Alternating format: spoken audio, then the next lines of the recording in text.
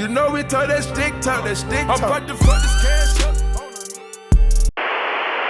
All right, we're back. Stick Talk, episode number 8. This will be the first episode of Stick Talk where the Canadians outnumber the Americans. Yeah, not fair. There not we go. fair. Y'all heard of 2 girls, 1 cup. This is 2 Canadians, 1 American. Not good. I was so pumped to say that, but so tonight we've got a legend in my books, Mr. Richard Guido, also known as the Chuck Norris of Canada. Thanks for that's definitely a funny story how that came to be. I just got shirts made actually, and it still feels silly to have that on my shirt, Canadian Chuck Norris, but there's no getting away from it now. Derek Putnam pretty much announces that every time I come up there, it's the Canadian Chuck Norris. So yeah, you might as well roll with it, I guess. Is that where that started from, Richard? Was from that gentleman? No, it started just some of my friends actually, and then I ended up. One of them made a sticker for my window, and then that really made it stick. And I mean, what do you do if somebody makes a sticker for your window? You got to put it on, and it comes from a couple places, I think. So I'm a black belt in Brazilian Jiu-Jitsu. So that's where the black belt. Don't fight Richard.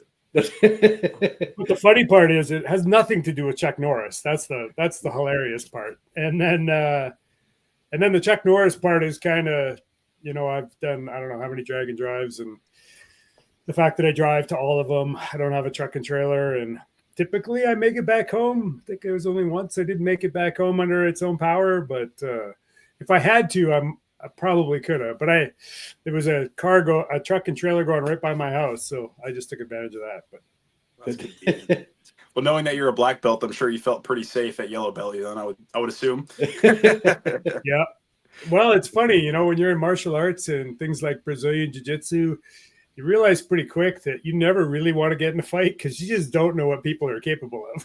No. But at the same time, yes, it does give you a level of confidence that even if he's 285 pounds, I'm pretty sure I could take him down. But we don't carry guns as Canadians, so I just try to avoid it if I can. Yeah, you got to be your own weapon up here. Yes, yeah, that's great.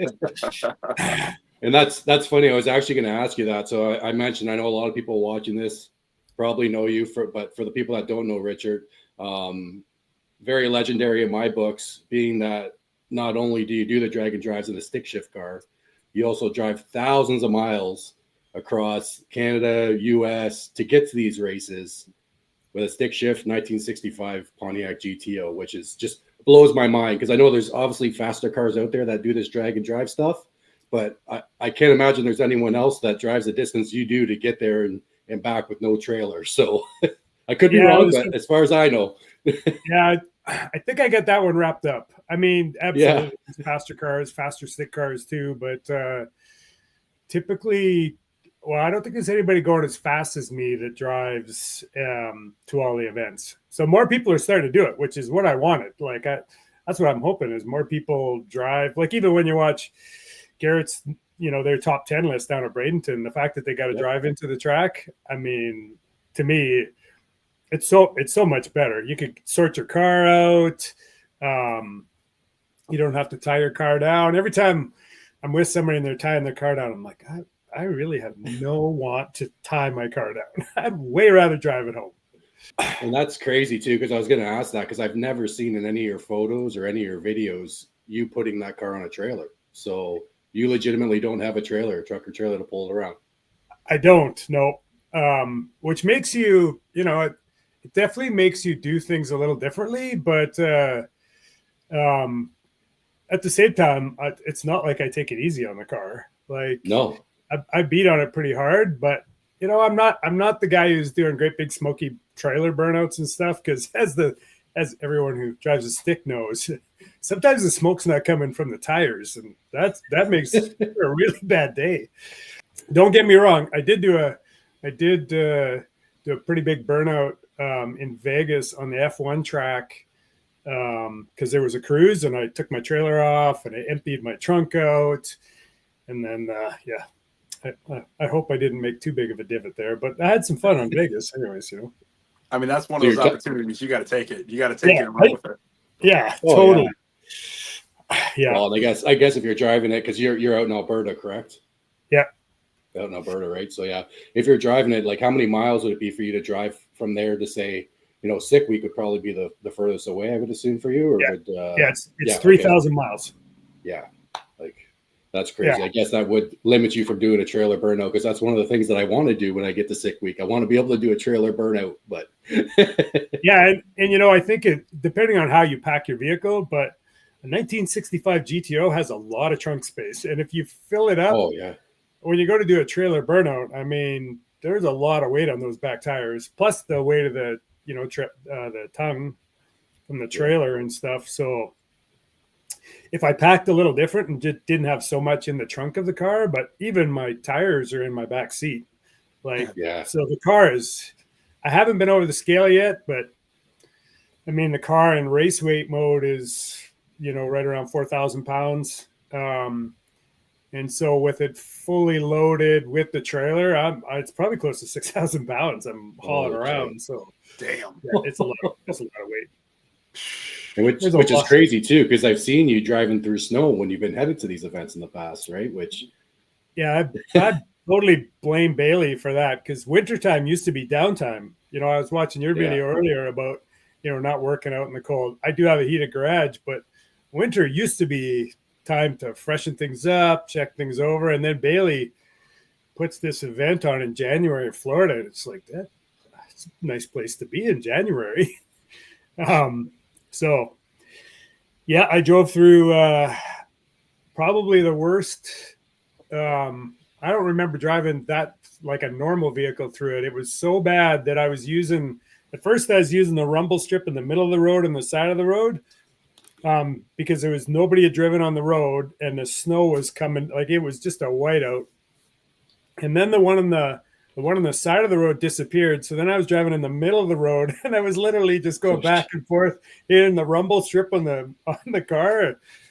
Yeah. And we should have stayed at a different place on the way home, but it was like, I think I could beat the storm, and I ran smack into it. So I think that you've probably seen some pictures of the car. It was like, I don't know how heavy the car was, but it was totally iced up and covered over. The back had like a big snowball on the back, and yeah. Now, did you have snow tires on for that, or? Yeah, snow tires and mud flaps. Like leaving here in January, I mean, you're crazy if you don't have good snow tires. Yeah, and I had a buddy of mine actually say that too. He said, "Hey, why don't you drive it from Ontario to Florida?" And I said, I got no reason to do that. I said, Richard does it from Alberta, so there's really gonna be no benefit of me doing it from Ontario, because no one's gonna look at that in a 14 Mustang and go, "Hey, great job," right? Yeah. Well, hey, you can always drop your truck and trailer at my place on the way out if you need to. More than welcome to. I'll borrow it for the week. It's all good. Yeah. It definitely adds to the adventure. Like some of the shit that I've broken on the way down there and the way back, and how I've just got lucky sometimes. Like I broke an upper control arm on the way back once, and it was the Heim joint broke. And, the wheels like this. And I pulled into a gas station. I can't remember where in Montana, but it was in the middle of nowhere. And I'm like, oh, man. And then I'm looking at the tie rod end, and I'm like, I think that's the same as what's on my anti-roll bar. So I climb under the car, and sure as shit, it was exactly the same. So I pulled it off the anti-roll bar, put it back on the, jacked it up, hooked it all up, and kept going. So you tend to get creative anyways. We were looking for a welder, and yeah, lots of adventures. I got to take some notes from you.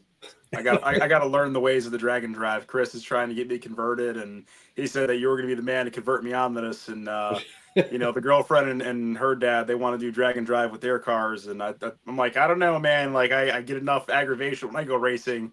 I hate to deal with it for a week, and then got to get a car fixed on the side of the road to go to the next track. But a lot of people have also said it's not that bad. It just kind of depends how hard you push it and what classes you're running in.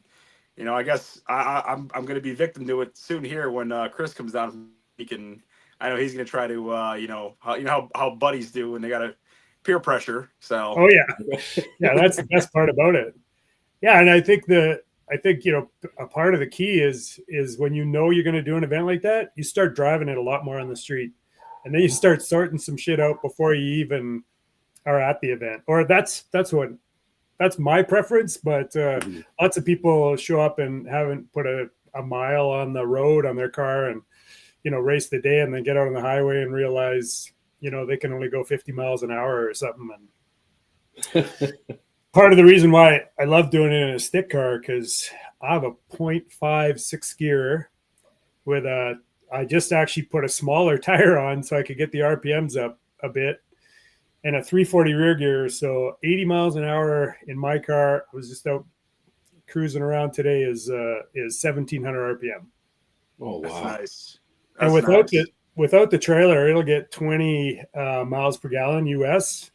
And it's not a small motor, but towing the trailer doing 80 miles an hour, it'll get 16, 17 miles a gallon, no problem at all. Like, it's just, and because it's such a big motor, it's a whole lot quieter at 1700 RPM than, having to cruise at 2 or 2100, which if non-stick guys are listening to this, they'd be like, I cruise at like 2900 RPM. And yeah, it's much better at, just to kind of idle down the road and not beat up everything. So yeah, a lot less harmonics, I'm sure, which I've seen from a lot of guys. I remember, what was it, Billy last time when he took the 55 out there from SRC? It seemed like they were beating up rockers left and right, and I'm sure that has to do with a lot of harmonics as well, tearing stuff up, just driving, rockers, lifters, all that kind of stuff, just taking the toll of driving on the road. And, some of these guys' gears, they got, 373s, 390s, even as high as 430s, I'm sure, on some cars.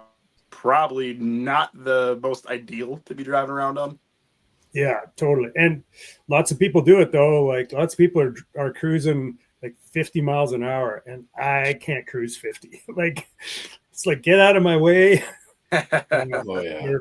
We may be famous for, like, when a bunch of us are traveling together, we're passing strings of cars going. We're going pretty quick on the left-hand side, passing like 30 drag and drive cars, going like, oh God, I hate to be you guys. That's stick car. Well, I guess, right? Yeah, it's nice with a stick, right? Because it's a 6-speed. Is it a 56 in yours? Yeah, it's a T56 Magnum from G-Force. So it's faceplated 1 through 4 and then synchronized 5 and 6. 6. Okay. Badass. So the faceplated is not too bad then, driving around town? No, after jiu-jitsu today, this girl's been bugging me to go for a ride in the car. So I took her for a ride, and if you double clutch it, like, they would never know that it's faceplated. Now, you don't have to. Like, it's real easy to go into gear. It just clunks. But if you double clutch it, you can't even hear it go into gear. Like, it's that quiet. It takes a little bit of getting used to driving it around like that, but it's just instinctive for me now. I don't even think about it. And then when you're at the track, you don't have to worry about that anyway. So yeah. Since we're on the subject of your faceplated T56, what do you feel the advantage is having that faceplated T56 over, say, a fully synchronized T56? I would say wearing out synchros and missing gears. So, like, I personally, people ask me all the time, like, how much do you think a T56 Magnum is good for horsepower-wise? And I'm like, I wouldn't be worried about throwing 1,000 horsepower at those things. Like, they are good. The problem is at high RPM, when you're jamming it into gear, it's just hard on the synchros, so they wear out quicker. Yep. And then you don't really know when your first missed gear is going to be. Because of worn out synchros. But and then the other one, because my car is so heavy, you can call it an excuse if you want, but so I clutchless shift now, and I kid you not, it was 7 miles an hour in the 8th mile when I went from clutchless shifting to using the clutch.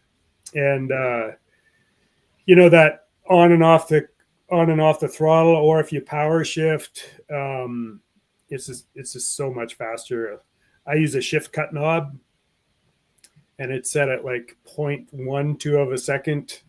So when I activate the knob, it cuts ignition and fuel for 0.12 of a second. And then I got about a half a second to get my hand off it, because if you're still pushing or pulling, it's going to cut again. So you got to kind of train yourself. Lots of people just run them into the rev limiter, and the face plating, like, yeah, it actually lasts a long time, and the chances of missing gear with face plating is, I would say, less. It wears out, but definitely not as quick if you're really beaten on a synchro. I would say that's the biggest advantage. And don't get me wrong, there is lots of people who can shift super fast with the synchronized transmission too, and they're definitely more streetable. But you get pretty used to driving a faceplated one if that's what you need. Yeah, I just figured I'd ask you about it because I get in the argument all the time with local guys. They're like, oh, well, no, you're just poor. There's no advantage to faceplating and having a clutchless trans. I'm like, then why did you put it in your car if there wasn't an advantage? There's a constant argument because, you know, there's guys that are trying to sneak full race car builds into local stick shift races where they're like the majority of the field, the street car guys, but the street car guys get ran over because there's really no separation in classes where we got guys that, you know, say 10-second to 9-second guys, and the rest of the field is all-wheel drive, you know, low 7-second Hondas, you know, Speedy Petey with that Corvette and things like that. They got to the point at the one race, they actually outlawed him from racing his stick shift CR1 in stick class. They said, no, you can't run the class. And I always tell everybody, I'm like, I just feel like the class needs to be split up. There needs to be an A and a B class. And like little things like that are kind of the determining factor that I feel like, okay, this is what's going to separate the slower class from the faster class. And, you know, like I said, it's a constant argument with other racers and promoters where it's like, well, there's no advantage to that. Well, then it wouldn't be such a popular option if there wasn't, in my opinion. It was a game changer for me. It was 7 miles an hour in the 8th. That's insane. In the 8th, yeah. Holy shit. In the 8th. Yeah. Like, I mean, I'm in 4th gear by the 8th mile, but okay. Yeah, it foot right to the floor, and just grabbing gears whenever you want. In mine, anyways, I don't run into a rev limiter, but it was a huge game changer. Well, I think some events are starting to split it up, right? Because you're going, I think, is that in March or April? I think, is it the street brawl or something like it's called? May, streetcar bragging rights, yeah. Bragging rights, that's what it is, yeah. So in that one, there's a split, is there not? I think a qualification and split. I think the split is there's 32 cars qualify and 16 in the top and 16 in the bottom. Okay, and that makes sense. Like races like that definitely makes sense. Or even like the Wisconsin Outlaw Stick Shift Challenge, like they have an A and a B class, but the big one that I noticed is like MKE, no prep. They kind of just I felt like for the longest time, like the stick class is kind of like the circus freaks. It's like, yeah, we're gonna let these guys kind of fight it out and entertain everybody while there's downtime for the 28s classes, because there's like 17 28s classes and the stick shift is just like class filler. It's messed up, but you know, it is what it is at the end of the day. Yeah, I think, for me, the first thing is it's pretty damn cool that we're getting so many stick cars now that we're going to have to start making classes. I think that's awesome. People are finally starting to wake up and see where the fun is. And then 2, my attitude when I show up at all these events is, unless I want to put on my own event, read the rules and I'll play by your game. So like streetcar bragging rights, I think that's probably a good way to do it. Split it. I mean, yes, my car's face plated, but it's also 4,000 pounds. So it's like, it's so hard to try to like categorize everybody. So the splitting it, I think top 16 and bottom 16 shoot it out. And as we all know, in stick car racing, I mean, look what happened at Texas 2K. It's a perfect example that both the top 2 guys blew their motors. And I don't know how fast that Honda was at one. I think he was pretty quick. I think he was, I don't know if he was near those guys, but that's part of the fun. So I'm just hoping I make the class. Like, I don't know how fast all these cars are going to be down there, and I sure don't want to be number 16 of the top class. So. The top one, yeah. Well, that's what be interesting to see where that center falls, right? Like where that center is, because there'll be a lot of, I'm sure, those quick guys there, right? Like Grubworm and that sort of deal, right? Where your car versus that car is not really a fair, fair lineup, but kind of be interesting to see where that falls. Is that going to be like an 850? Is that going to be a 9-second? Like, where's that split going to be? Like, I guess we'll find out. But what do you think? Where do you think the split will probably end up on that, Richard? Man, I don't know. Like, I think there's 50 cars coming. And so the top 32, yeah, I'm going to say it's probably going to be like 980 is the slowest car. So I'm really hoping that the split is somewhere around an 830 or something. But I mean, the amount of fast stick cars in the sevens now is, it's pretty amazing. I can't remember who keeps that list up, but it's Stick Car Elite or something. But there's so many fast cars. So it's really whose car is not broken then and who shows up. Like, I don't know if Nick and Jonathan are going to show up, because like Nick kicked 3 rods out and Jonathan dropped the valve. So neither one of those parts are easy to find anymore. So get in a hurry. So it's interesting to see, like you were saying, about how many stick cars are now. It's like it's definitely becoming popular, where there's this new wave of racers. And I really, I mean, from your perspective, I'd like to know what do you think is the biggest reason why people are getting into it? Because I feel like it's a lot of the exposure that it's getting now that's making people want to go into stick shift racing, because of the allure of how like more notoriety it seems like it brings, like knowing that you can jam gears. And you see some of the coolest racing in stick shift. I mean, look at Real Teal with it, he's dragging the bumper out through third gear. You got the Coyote stock guys that are putting on shows. Like, it's so much more appealing to watch. And I feel like since that gets so much more presence, like when there's all these reels on Instagram, Facebook, whatever, and you're seeing cars doing that, where guys are like, yeah, I want to get into a stick shift and get into that. Like, even myself, seeing Tony dragging the bumper with the gray mare, I wanted to get into stick shift racing. Do you feel like that's why there's this new like resurgence of stick racers, or do you think that it's just guys are getting tired of the small tire stuff? I don't know. It does seem like stick guys are a different breed too. Like, it's amazing how many people will enter a stick class and they're 2 seconds slower than what they think will take the win. I don't think they care. I think they just like coming and competing, but always knowing that, Guido could break his transmission. Or, I mean, the 2 helmets that I've won, both of those, there was faster guys than me showed up, and they just didn't finish. And my performance was decent, but the third year I went, it was my quickest average, but Chad finished, and so I think he finished with an average. Chad Figley with the Corvette finished with an average in the sevens. But so I don't know if it's just the fact that anything can happen. You see in drag and drive now, though, I mean, everybody's pushing so hard that just about everyone's got a chance of breaking. But I do think the other piece, like for me, like what's your trans temperature when you're on a drag and drive? I don't know. Like, the sticks are, like, and the ability to cruise comfortably. Like, I think at Sick Week, I'm not sure about this year, but like last year there was 26 stick cars. Like, it's one of the biggest classes. Just about at every event, every drag and drive event that I go to, the stick class is huge. So it's pretty cool. That's got me super interested too. Is just the car counts that the stick classes bring on drag and drives, and on top of that is for instance, Sick Week is my plan to be my first drag and drive, right? And to me, it's 1,000 miles. Was it 4 or 5 different tracks, a full week? There'll be multiple stick shift cars there. Like, to me, that's sounding a lot more appealing to me now than driving to North Carolina to be out in one pass and have to drive all the way back. Yeah.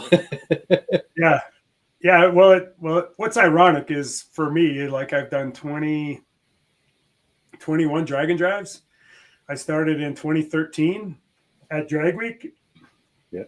No stick class. In fact, Drag Week still doesn't have a stick class. They have a shootout, but they don't have a stick class. Now I'm kind of like, I want to go to Yellow Belly. I think I'm going to go do another weekend event, like Streetcar Bragging Rights. Like, I've done lots of the drag and drive, but I guess it's still drag and drive because I'm still driving all the way there and then competing for the weekend. It's just shorter when I get there. That's all. But the drag and drive community, and like when Chad Figley broke his transmission in 23, which was the second year of Drag Week, like, I was over at his pits willing to help him wrench. I know he was there with his wife, so I'm like, dude, you can't quit. Like, you got to keep going. we're at Bradenton, and Cletus has got 2 transmissions that are not going back in Leroy. Like, let's go get one and put it in your car.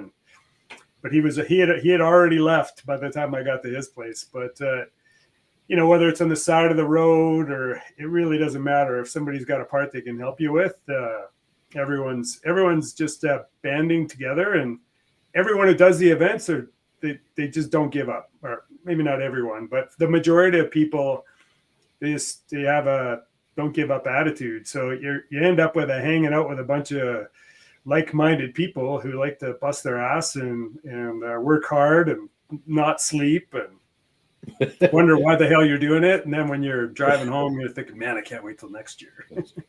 I commend you guys for that.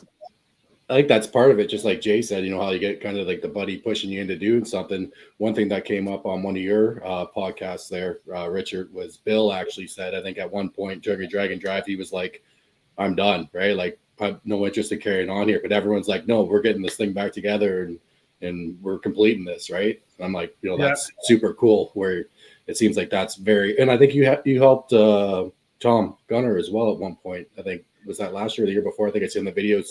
You were out there helping him. And oh yeah, we were trying to get the little blue pickup that his wife was going to. But yeah, he was so burnt, and you know he was sick, and like, yeah. I mean, last year, Will Hogan, he's got a 4,000-pound truck. He beat us at Rocky Mountain Race Week, and I think he beat us with my gear set and a bunch of our parts, and then he beat us with them, and it's like, well, you know, it is what it is. Like we had to convince him not to quit too, and he not only did he not quit, but he kicked their butts. But so it's just one of those things. If you got a spare part and somebody's looking for it, and it doesn't take long before, especially like-minded stick guys, it's like, oh, what do you need, man? Well, we can sort this out. Like, get a drive shaft built. I've got the gears you need. Like, let's get this going. And it's a pretty cool community. Because I mean, you're not like, other than Rocky Mountain Race Week, most of them there's no prize money. So, you know, you get a helmet or, you know, a bunch of notoriety and stuff. But Rocky Mountain Race Week is one of the few ones that has like a shootout for like $7,000 on day 5. So heads up racing. It's kind of a cool format that he does actually. So, you know, there's lots of different interpretations of what people want to do for their event, which makes it pretty cool. Yeah, I'd have to like completely rewire my brain to get used to that. Cause like I come from a big grudge racing and street racing background where it's like, I'm used to that. Like, that's why shootouts aren't bad for me if I go out first or second round. Cause I'm like, with grudge racing, you got one chance. If you blow it, you're done anyways, packing up and going home. Yeah. But like, I feel like how nice it sounds the community is with Drag and Drive. It'd be like being an abused wife getting into a good relationship finally. We're like, wait, you're not going to hit me? You're not? I'm doing good? It's like, I'd have to really rewire my brain to figure that one out, because to know that people would actually help you out and have your back and like keep you going, as compared to, like I said, grudge racing, street racing, you're trying to do everything you can to burn the guy in the other lane and get that money. So it's definitely going to be a flip of a switch if I get peer pressured into this. Yeah, it's funny you say that too, because there's a couple of stories. One of them was at Yellow Belly last year. I can't remember what the fellow's name is with an Audi R8, but he's pretty famous for having the fastest GTR and stuff. And so I'm a Yellow Belly, so my head, I'm switching my brain over to, okay, this is grudge racing. And his partner comes over and says to my brother, he's like, are you good if we go in first? Because we got to do a bunch of shit in this R8. And my brother looks at him and goes, nope. He's like, we may be Canadian, but we're not stupid. It's like we're trying to figure out all this launching stuff too at the beginning. So anyways, he red lit, so it was perfect. Like, to your point about, I think you got to know. But the second story is there's a video somewhere, and I think it was just Tom Gunner and Old Man Bill, and they were just doing one of their live chats or whatever it was, and they were kind of bashing drag and drive, and I was in the chat and stuff too, and kind of laughing at it and stuff. And then after Bill did Sick Week, he's like, "This is so much better." 180. Yeah, he did a 180, and he just saw that the community was different. And one thing you don't see at the drag and drive stuff is there's not a bunch of gambling, there's nobody drinking, there's none of that kind of stuff. So you don't have to worry about that. And he described War in the Woods where there's like drunk people falling on the track, and it's like, I mean, don't get me wrong, I'm going back to Yellow Belly because I had a blast. So you gotta find what you like. But once you do some drag and drive and get to know people, like Taylor Hedrick, he came all the way up from North Carolina all the way to Canada in Kirky seats and in a 7-second car, or like it was 8.0. His car has been 8.0.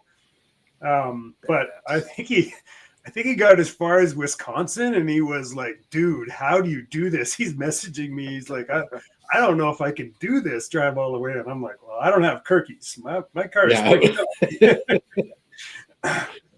But when now you mentioned War in the Woods, that actually reminds me, I don't know if you guys seen, but Jeff Thomas is promoting, there's another race.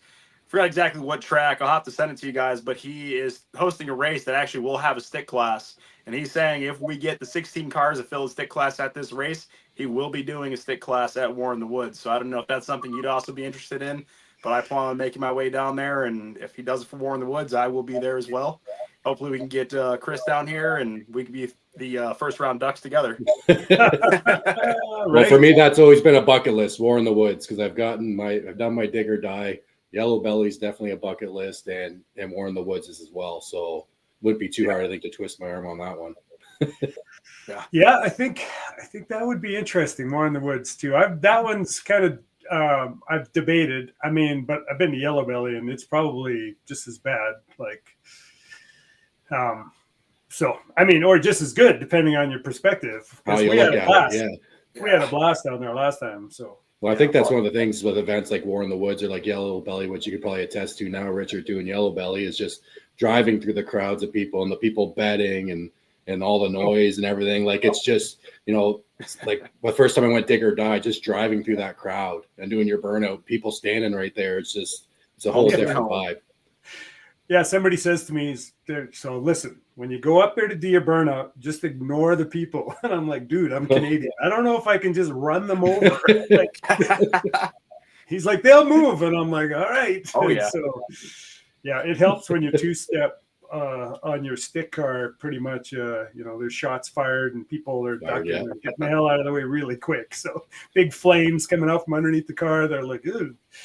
Yeah. I've been told that myself. I mean, if you can see my background picture, the exact words were, if they don't move, plow them down. And I'm over here in the burnout box coming out of it sideways, foot to the floor, just like, all right, good luck.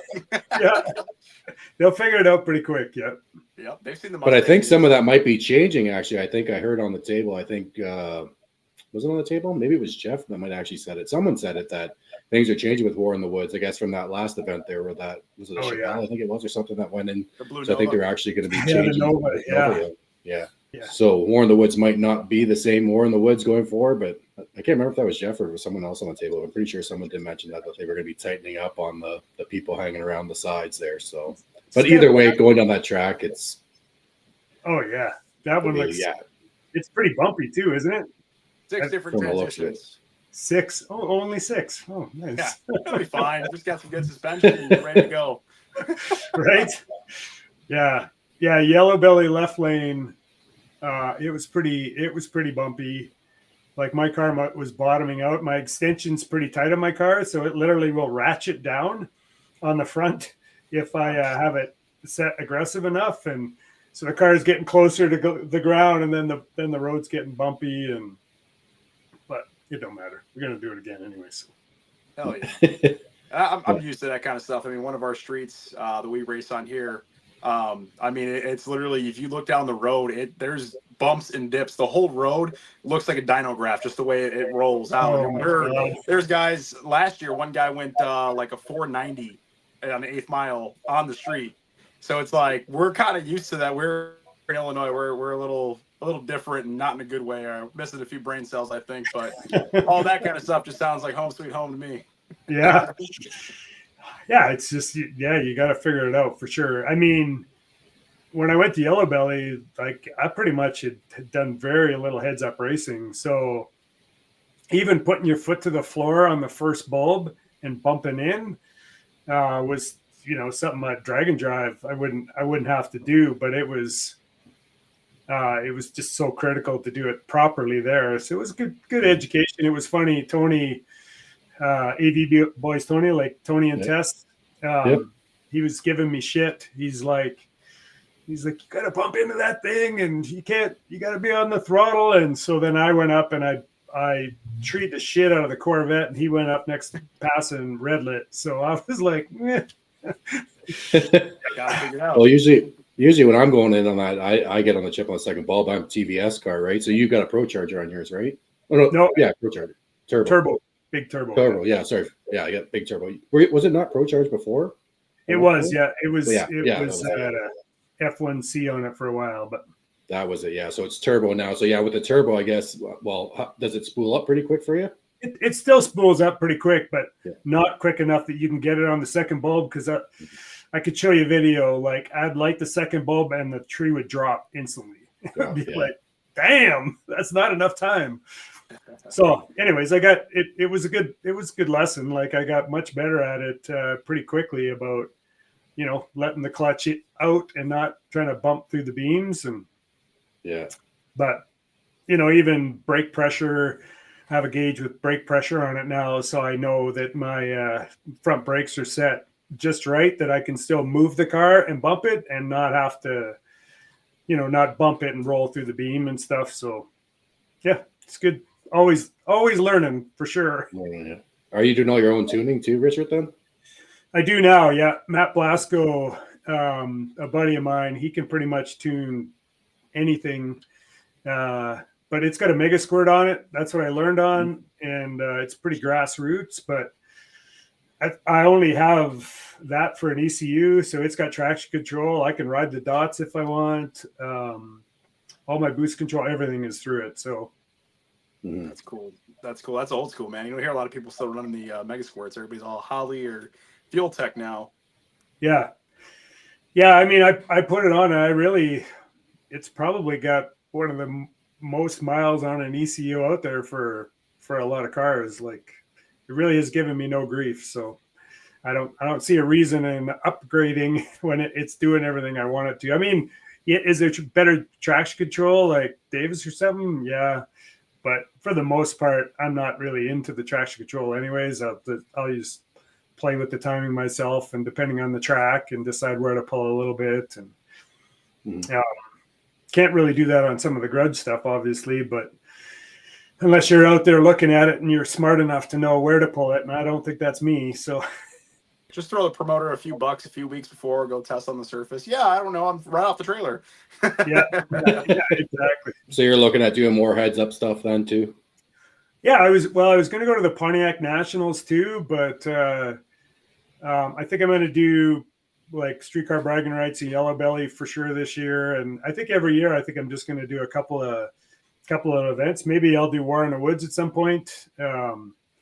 You know, you see some of these and it's like, when you see Yellow Belly, it's like, I think it was Big Chief. I saw his video and I kind of clip out for mine, but you know, the history of that track and the chaos that goes on there, it's like, that is on my bucket list. The only problem is I went once and now I want to go again. So yeah, that's what happens. Totally.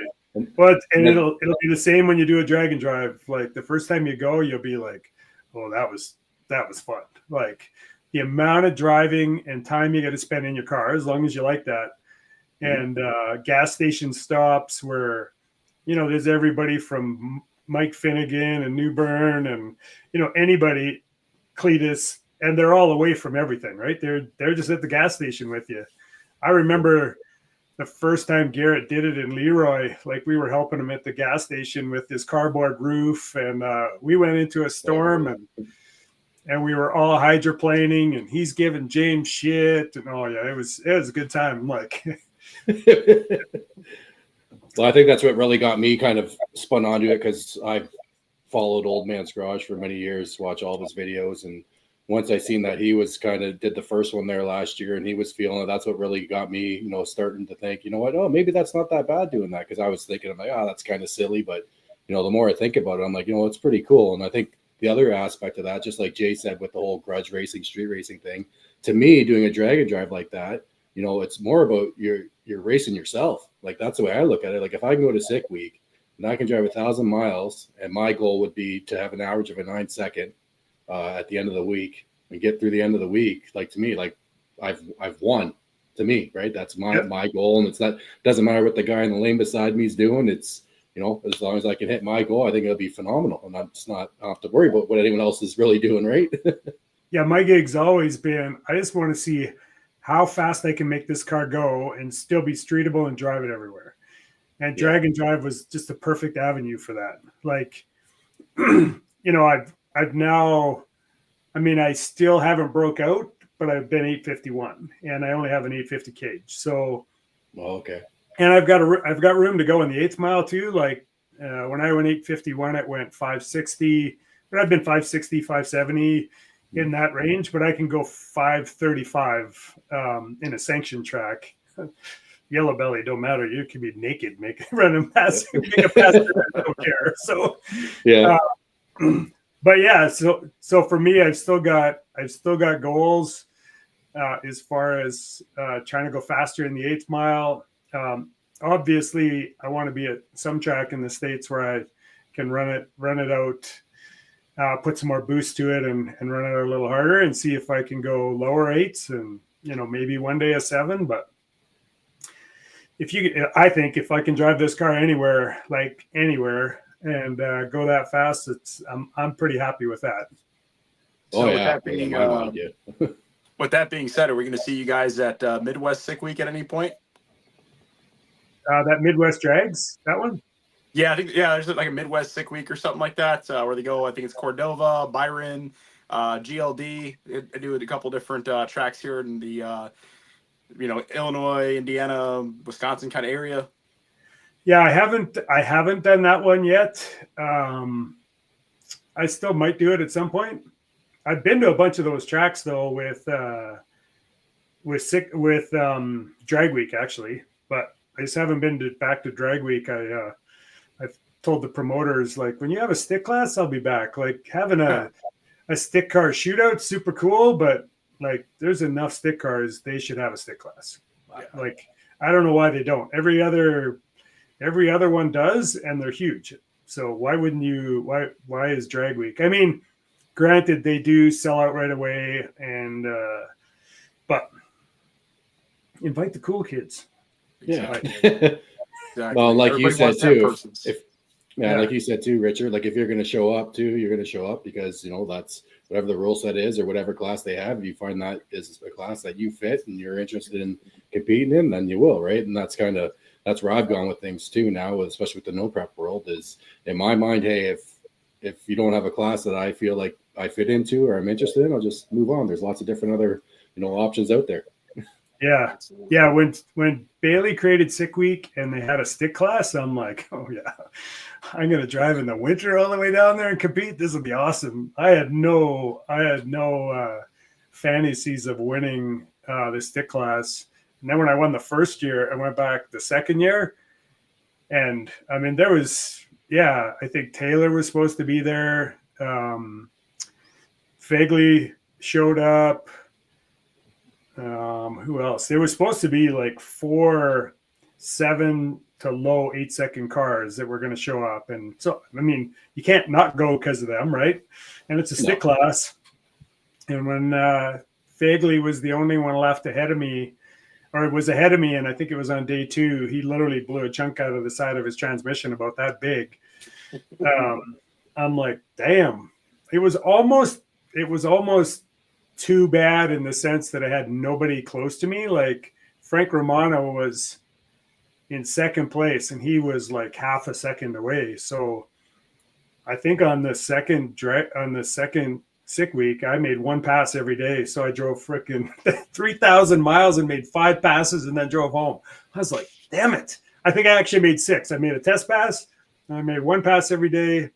It was all in the 8s. I think my average was like an 884, and then drove home. And I was like, I kind of wanted to race some more. Like at Florida, excellent prep. Like I wanted to play some more and get better, but you know what'll happen if you make some extra laps. Like even on the last day, you try to make some extra laps and you blow your car up, and now you're looking at your 80-year-old dad going, looks like we're going to have to find a different way to get home. Like, yeah, especially in your case, right? Because there's no trailer a few hundred miles away, or on the site, I guess, on the last day.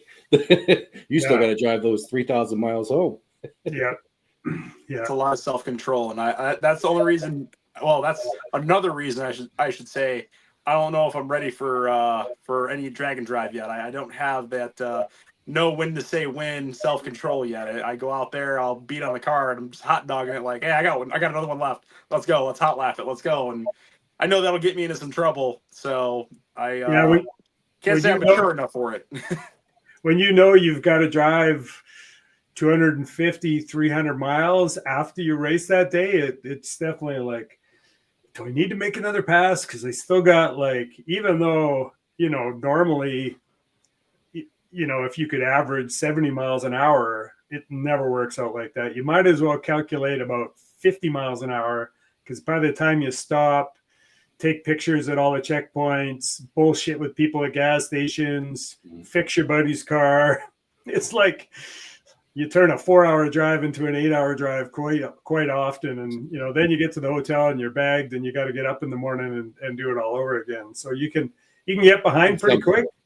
So all of a sudden it's like, I don't know if you've seen some of Finnegan's videos that he's made, but yeah, you're exhausted, and then you're making bad decisions and you forget shit. And and I say that because I've done all of that. It's like, I got to make one more pass. And then it's like 3:00 in the morning and you paid for a hotel. It's way too much money. And you've got 3 hours of sleep and barely a shower and you're out the door again. But that's what I've seen a lot of people dealt with on this past one, on that first day, sick week. A lot of people were saying they got 1.5, 2 hours of sleep that night, just because how long that day went, and then that long drive to finish that night off. Yeah. Bailey's a pretty smart dude. I'm sure he'll learn from that one. Like making the longest drive on the first day where you've got the drivers meeting. And I mean, the weather didn't cooperate either, which, delayed everything. And so by the time people were getting out of there, it was super late. And it was like, I think 330-mile drive. So yeah, it made for a long night for lots. I rode with Bill that day, and even Bill it was nice to have a navigator. Let's put it that way.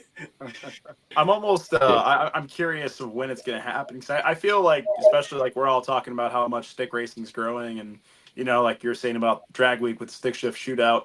I'm curious when it's going to happen, and I'm like the Wisconsin one is a good starting point of like an actual stick shift race, but I'm waiting for somebody to actually do that, where it's like, we're going to promote it.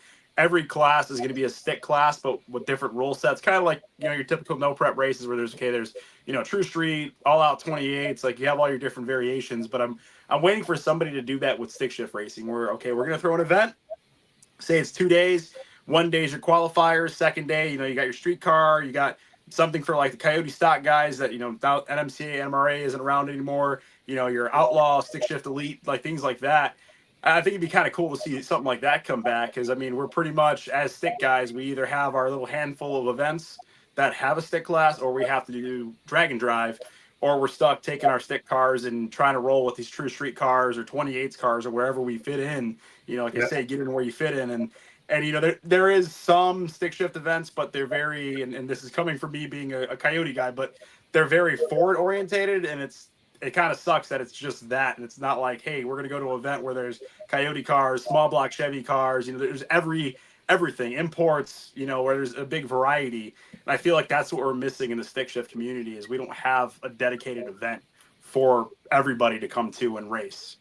Yeah, like a Texas 2K or something like that. And I think you're right. I think enough people. Well, I mean, streetcar bragging rights is going to be interesting. The fact that they got so many cars, there's probably an argument there that you could have a heavyweight, you could have a a face plated, whatever you want to do. You could probably get 6 classes or something anyways, where the 10-second NA synchronized guy can compete and be competitive.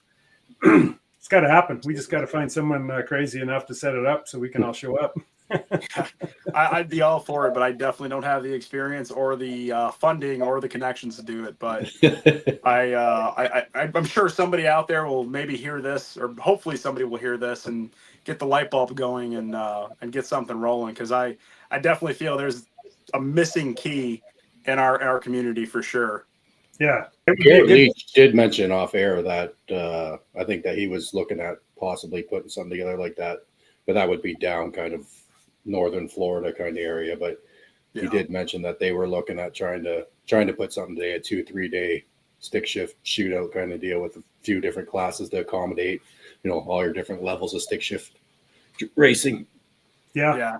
It would be cool because you can do something at, say, if you get somebody to do in Texas, you have a Florida, like, your FL2K, TX2K, but stick shift events, and then Indianapolis, since they have a badass track there, they already do streetcar takeover there, where you have a Midwest, you have your down south, and then you basically have something for, like, West Coast guys to come down. Now you're kind of appealing to the 3 major areas where everybody can make that trip and participate. Yeah, no, I think it's just a matter of time. Somebody will do it, especially if we keep talking about it. Hopefully. Yeah. So we're just going to keep talking about it every episode and bring it to fruition. Exactly. Yeah.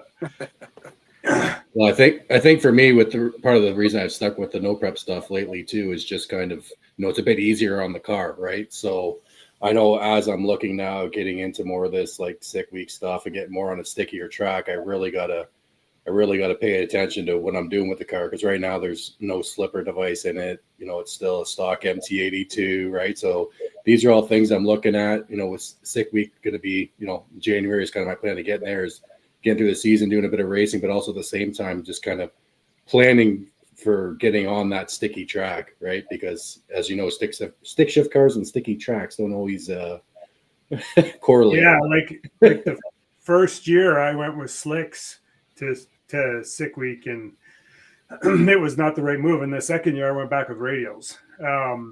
And I have a slipper clutch in my car, but for the longest time I didn't either. I had an RXT, I had an old school clutch tamer for a while. And I was playing the normal stick shift game where it was like, you got to have the right tire pressure, you got to have the right launch RPM, you got to have everything perfect so that you can turn the tire and not dead hook. Because at 4,000 pounds, I'd pretty much broken everything in my car. Yeah, pretty much everything. I think I had 5 TKO cases that I threw out the other day because they all were broke because I broke them. But like when I went to sick week, drag week in 2013, I just had 2 transmissions. I don't know how many times the transmissions were out of the car there, but I broke one. And because there was no stick, I competed in big block, naturally aspirated street race. So kind of the most strict class. You had to have full interior, all that kind of stuff. And I got second, and I think my average was like 1050, but I broke, I broke a transmission. I think the clutch was okay. Well, I think I popped an airbag, but that was pretty minor. But yeah, you know the deal. Like, you're right. If you get on a really sticky track, everything changes. Yeah. Because there's probably not enough tire pressure to put in that thing. And unless your left foot is programmed for just the right amount of slip, it's quite a challenge. Yeah, and the bucket of twisted input shafts can definitely attest to that. Yes. Yeah, input shafts, output yokes, broken off pinions, broken axles. Yeah, pretty much all of it. I'd say that's the biggest one for me. I'm surprised. I mean, fingers crossed. I'm probably jinxing myself by saying this. Haven't broke the trans yet, but God, how many times I've broken the rear end in this damn car? It's it's gotten up there. I think at this point it probably would have been cheaper to break the transmission than how many times I've blown my rear end. What's your combo, Jay? So now I'm a single turbo Coyote, stock transmission.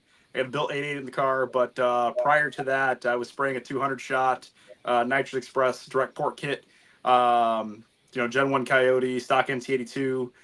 For the longest, I even had the stock 88, and I was not nice to it. I was dumping the clutch, sidestepping it at like 7,500, cutting 1.4s even on the street, and no progressive, just letting it eat. And I've twisted the axle tubes and turned the internals into soup. I've multiple ring gears, bent wheel studs. I've done a lot. So I'm sure at this point, $3-4 in on rear end rebuilds. But this past one, even the built one, I've broken and shattered the ring gear just last year. So that was fun. But transmission staying in there because I got I like to joke around and say I got a slipper clutch because the XCD does not like the torque load I put on it with nitrous, so it tends to slip for me, which I feel is what's keeping the transmission alive. And I kind of rather underclutch the car and keep throwing more power at it and letting the clutch be the fuse. Even if it does slow me down a little bit, hey, whatever.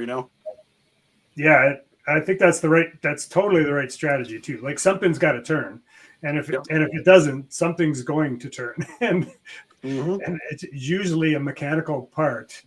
I had an RXT that I actually got 2 sintered iron discs for, and that worked pretty good too because they would slip a little before it got hot and would grab.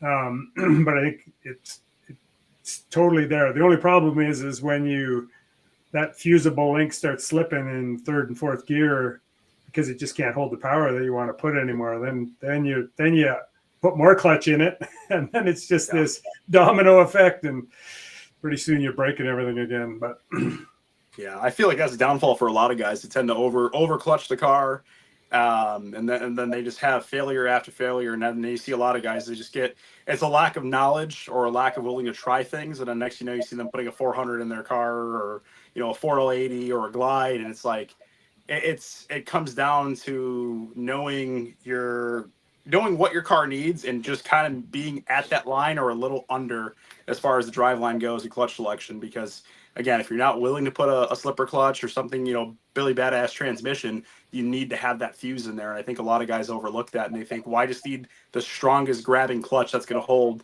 X amount of torque load and work for me, Yeah, and I send Tony this meme of this guy with a sledgehammer, and I think he hits a mine, and it just blows up. And I'm like, "That's you every time you dump the clutch, man." I know that he's working with Garrett now, and he's finally not breaking parts. But you either put a clutch in that's an absolute hammer, and you put a slipper device like the Bang Ship Billy or the clutch tamer or the original clutch tamer, whatever. To help you out, and I think the other piece is if you want to keep going quicker, eventually it just causes you more and more grief because to get the clutch to hold down track, if your car's heavy enough, you need quite a clutch in there, and then like you said, to get it to slip on the line is everything's got to be right. You can do it, but when you're 3,000 miles from home, you really don't want to. Yeah. I mean, I still don't trust it. I carry spare axles, 35 spline axles. I carry a 9-inch center section. I carry a spare drive shaft after one lady was kicking my drive shaft off the track once. And I'm like, oh, hey, I need to drive home with that. You're kicking that shit. But that's messed up. That's funny. That was king of the open road. I broke the clutch fork. And then I tried to, of course, like we all do, it's like, well, if that gear doesn't work, I'll try a different gear. And so it locked it in 2 gears. So it stopped the transmission dead. And then it broke the yoke or the pinion right off the gear. And so thankfully I had a spare transmission and a spare 9-inch, but I did not have a spare drive shaft. So I was like, no. And it fell off like right as I was just barely putting, turning the corner. So yeah, I get out and she's like, I can hear ting, ting, ting, ting, ting, ting. I'm like, no, I need that. I give a lot of guys shit for like, don't get me wrong, for the clutchless stuff and everything, but I think in your position and what you're doing, that's like, those are the areas where I'm like, there's an exception to this. Like how far you drive and what you do and the kind of racing you do, it's like, it makes sense to have more than less. That's where, like, now in other cases where, you know, guys will race the same 5 local events and it's like, okay, come on now. Somebody like you that, yeah, you don't have the truck and trailer, you have to make sure the car makes it there and back and to multiple tracks. I completely agree. As crazy it is for, I'm sure, Chris, for hear him have me say this, but I do agree with it in this case, that I think it does make sense to have those advantages and have those spare parts and make sure the car is consistent and safe more than all. I think if it was a 10-second car or maybe even like a 950 car, I probably could get away with it. Mm-hmm. But this thing makes like 1,500 foot-pounds of torque and it's 4,000 pounds. Like, badass, man. It's just a hammer. And if I was smart enough to slow down and not try to keep going faster, I probably would be okay. But there's just, the margin of error is so narrow that you know, an adjustable clutch that slips, almost feels like a converter, is the only thing that keeps parts together. And then even then, like the amount of twisted input shafts, and I finally upgraded to Tick's latest thicker yoke, drive shaft yoke, because I don't know, I've got like half a dozen twisted yokes. You got to take the drive shaft off and the drive shaft won't come off anymore because way deep down inside she's got a twist in it. And but yeah, so it still is really hard on parts, but at least they're twisting and not breaking, and I can get home if I have to. But yeah, that's a lot. Yeah, I think that's always a good thing to have these conversations, because as you know, I've said in the past too, I'm a big clutch kicker. You got to kick the clutch, but when you bring some light to some of these, you know, scenarios and how much the car weighs and everything, that I get why you're doing that, right? Like it makes sense.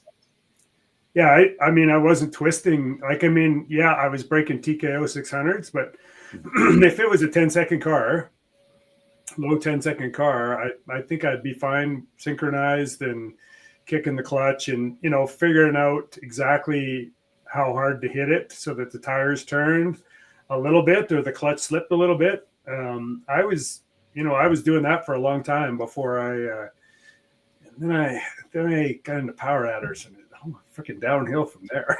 Like, yeah. Did you play with any tamers or anything like that, or did you just go straight to the slipper clutch? Yep. No, I had one of the original clutch tamers on my car, so it would activate, and it was on a synchronized transmission, so it would activate every gear. But I made it work for me. Like I was probably running 950s to 980s, somewhere in that neighborhood, when I was running that before I went to an adjustable. Mm-hmm. Nice. Now, can you speak a little bit on your experience with dialing in one of those? I got to pick your brain about it while I have you on here, because yeah. I'm gonna do it. I'm gonna do it this year. I got myself an old school clutch tamer until Garrett hits the market with his tamer. I'm using one of the old schools, the simple mount under the dash. You got your hit, you got your slider. What was your experience like with it, and what it kind of like is there any red flags to watch out for when it comes to dialing in one of those? No, I mean, I still had mine, and I put it on my buddy's gasser, and we went out there, and I think he was running like 186 60 foots, and by the end of the day, we were running 161s. I would say, like on an old school one, the first thing you need to do is find the bite point. It's quite similar to the Bang Ship Billy, where it's got a bunch of the same settings in it, but it's all manual, right? It works in the pedal. It doesn't work with fluid. And so what I would do is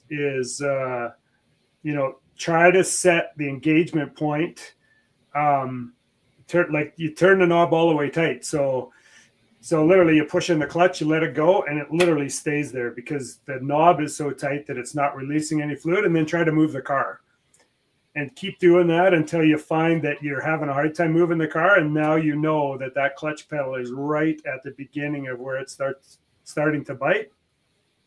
And then throw like a turn and a half in the thing, and you can do it in a parking lot. It's pretty easy to dial it in from there. The only problem with him is like on my buddy's gasser, he's got a faceplated TKX, so he doesn't use he just blips the throttle to shift. So he didn't have to worry about every time the clutch engaging. It will save parts. Like that's what it was doing for me when I, was still using it to shift every time.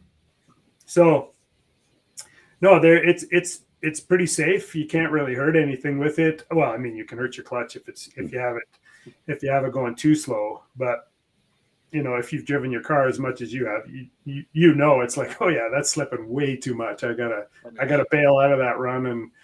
But no, they're not that bad. Temperature changes things a bit, but once it's dialed in, it's not too hard to get used to. Right on. Now, is that adjustable clutch a lot of work for you when you're doing the drag and drive? Like, are you having to make a bunch of changes when you get to the track, when you're leaving the track? Yeah, so you can go on my YouTube channel and it'll show you how easy it is. But I kid you not, it takes me longer to jack that thing up than it does to change the base. So I typically have it set so I don't have to change any weights. All I'll do is I'll literally take all of the base out, but a quarter turn for the track. And if you sat in my car and pushed in the clutch, you'd think it's broke. Like there is no clutch pedal pressure. Like it is so loose. Like if I leave the pits, I can literally just dump the clutch if I'm at like 1200 RPM and it'll go and it'll literally just slip until it gets some RPM. Like it's that loose.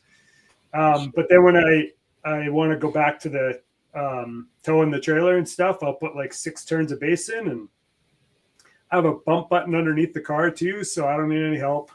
I just jack it up and put it on jack stands. Verify that it's not in gear because it's a really bad. Probably run your own ass over when you hit the button underneath. But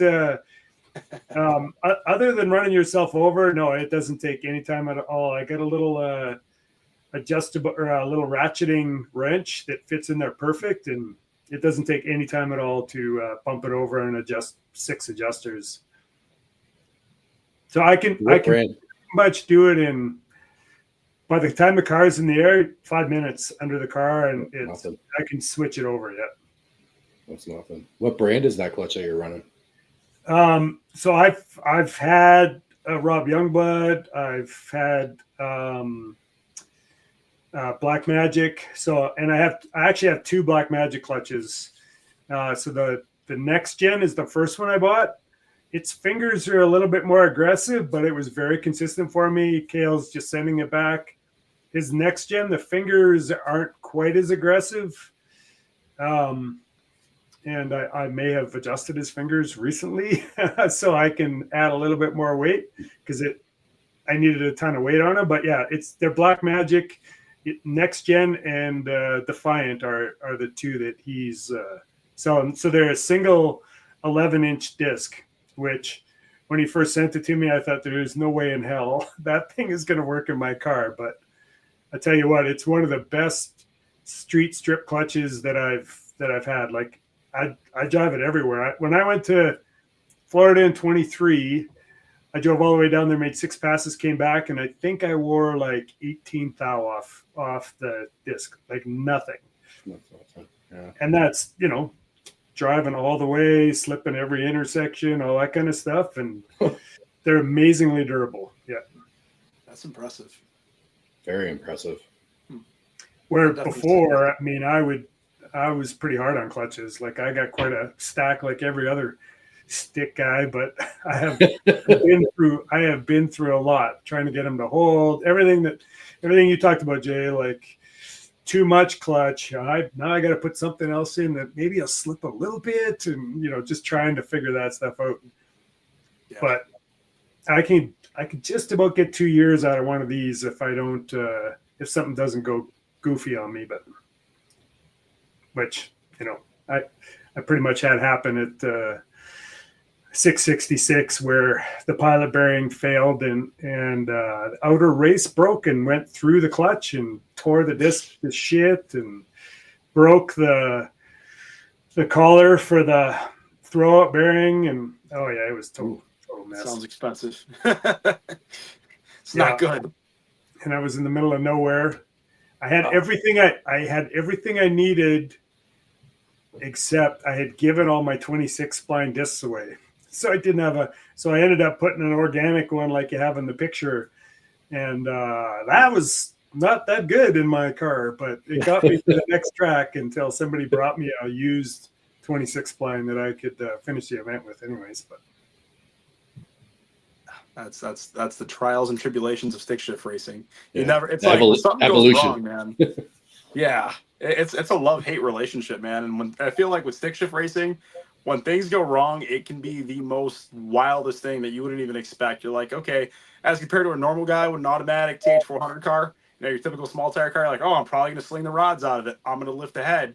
Stick shift cars is like, I don't know what's going to happen, but it's not going to be anything I expect. yeah, one of the craziest ones I had is the pilot bearing went, and I think it was the pilot bearing went, and it actually like beveled the end of the throw collar. And so the collar would go up and it would hit the end of it, and you couldn't fully disengage the clutch. And I'm thinking to myself, like, what is going on in there? So yeah, sure as shit, when I took it off, it had literally beveled it out. So the throw would only go so far, and then it would hit that bevel, and it did not matter how hard I was pushing. And I don't run a hydraulic clutch. I run a factory Z-bar setup like a 65 GTO would have. So, but yeah, it lots of times makes you scratch your head. And you still got a Pontiac motor in yours, correct? Yeah, it's a 521 cubic inch Pontiac, made about 716 horsepower naturally aspirated, and then it's got a 94 millimeter turbo on it. And the heads flow pretty good, so at 17 pounds of boost, it makes 15 to the tire. Wow. Damn, that's efficient. That is very efficient. Yeah, the heads flow like 380 CFM, but 520 cubes don't exactly hurt either. No. Yeah, the LS guys listening are probably not going to want to hear that because, you know, they need to put 40 pounds of boost to their little junkyard stock 6.0 to make that kind of power. Meanwhile, the bigger cubic engines, it's like they're like your engine. It's just like, okay, yeah, 17 pounds, you go on. Can I get more? Yeah. Well, Devin Vanderhoof, like there's, you know, the guys with the big blocks that are throwing turbos on them and stuff, man, they just go so fast. Like, yeah. I mean, my motor in a 3,000 pound car, which is what I should be driving. It would be pretty impressive. I'm going to probably try turning it up to 20 pounds. It seems like every pound's about 50 horsepower in my car. So we want to see how fast I can, how deep into the eights I can get anyways. That's wicked, man. It's such a beautiful car too. Like I've always got a sweet spot for the old BOP products, and it's nice that again you got a Pontiac engine. There's no LS in it. It's a stick shift on top of that, and it's yours is a 65, correct? Yeah, 65. Yeah. Beautiful. It's an impressive car. It's nice to see something different between your car, Bill's car. Like you guys have different cars. It's not another Fox body. It's not another F body. It's not another. I hate to throw us under the bus, but it's not another Coyote Mustang. Like it's something that stands out and commands attention. Yeah. Ben Strader is building a 65 or 66 Mustang Fastback with a Coyote in it. The twin turbo, I think, too. That thing's going to be insanely fast. I think it's got a 750 cage. It might even have a 6.0 cage. So it'll be pretty interesting to see what he does with that because, they're impressive platforms, are the Coyotes. Like, I mean, I totally get it. Yeah, it's again, they all. I feel like it's the same thing with, you know, the way we talk about with transmissions. It's everything. You know, every car I feel like has its place to shine. But when you're doing something different and you have something again that commands that attention, it's a nice breath of fresh air because. You know, you go to a lot of tracks for these events, and it's like it's copy paste. You see the same cars over and over and over again. And it's like, how many Fox bodies can I see? You know, so I'm like, all right, I don't even need to go to this race and spectate. We know a Fox body is going to probably win, and there's going to probably be 20 of them in the field, as compared to like you go to, you know, I love going to the nostalgia races or gasser races because it's like, man, you see everything. You know, there's a local guy here. He's got a 61 Impala that he races at all the nostalgia races. And this thing's got old school Kraggers in the front with white wall 520s, and in the back he's got M&H's on Steelies, and that thing's twisting up on the line. It's a crowd pleaser, you know what I mean? These guys are jamming gears and everything, and it's like, to bring that kind of different platform into racing, and especially with the stick shift stuff and having the notoriety you have with your car, to like really just like, hey, look, this isn't another Fox. What do you think? You know, that's not another Fox body. Yeah, we need to make that a shirt for TikTok. Is not another Fox body. I get why guys do it though, right? The chassis, the platform. It's a cheat code, man. Yeah, like Tommy Dollar, I know he had his pack out. He had his new car out at Dig or Die this week, and I think he went 3 rounds, and it's a Fox body, which he's put his Coyote twin turbo platform into because he had an S197 like us, and he said just from what he's seeing with that car and those 6 passes he made at Dig or Die this weekend, he's like, there's a lot more potential in that platform than the S197 platform that he had it running in before. Yeah, and I agree with that. I just think we're already being different by jamming gears. Why not take it a step further and build something different that nobody's driving? You know what I mean? Like, and again, as we're sitting here with 2 S197s with Coyotes, I'm saying these are the next Fox bodies. So give it another 10 years, and this is just going to be the S197s. Going to be the next Fox. You hear it here first. 10 years, I'm selling my car. But that's the thing I always say, like a car like mine, pull into a parking lot of Jay's, you know, you might turn 1 or 2 heads. You pull in with a 65 GTO, well, now you're turning every head, right? Like, and it deserves it, right? Yellow Belly was pretty funny, actually, because Tom, Jimmy Dale, like, parked us right kind of in the front and stuff, and there was some people coming and having a look, and, you know, they saw that I towed the trailer, and then I'd go up and make a hit, and then people came back again, because I think they were thinking, you know, this is going to be like some 8-second, 8-mile car, and then when I made the first hit, we were like, God damn, this thing's fast. You drove this all the way here? And yeah, it's pretty, it definitely gets some attention when it makes a decent pass anyways. So and driving all those miles to get there to do that and driving them all those miles back. Yeah. Yeah. Like I said, I've broken lots of stuff. I remember, like, I've made a bunch of those trips by myself. And I remember being in Montana, and I'm driving, and I think I'm going through an Indian reserve, and I'm on these like swoopy hills, and all of a sudden the car completely quits, just shuts right off, and I'm literally like over a hill in a dip, and so I'm trying to troubleshoot, and I'm running up, and I'm jumping on the back of the trailer, trying to get noticed so that somebody doesn't run in the back of me, and there's no ditches, like, yeah. It's done a lot of stupid things, but and props to your dad too for hopping in the passenger seat with you to do this. Oh, he loves it. He's probably coming down with me to streetcar bragging rights. I'm not sure Yellow Belly would be a good place for him because he's old German and he's probably getting a fight or something. So I realize everyone's probably packing there and we're not. So Dad, don't get in fights here. Like this is not the place. He's pretty feisty for 82 anyways. So that's he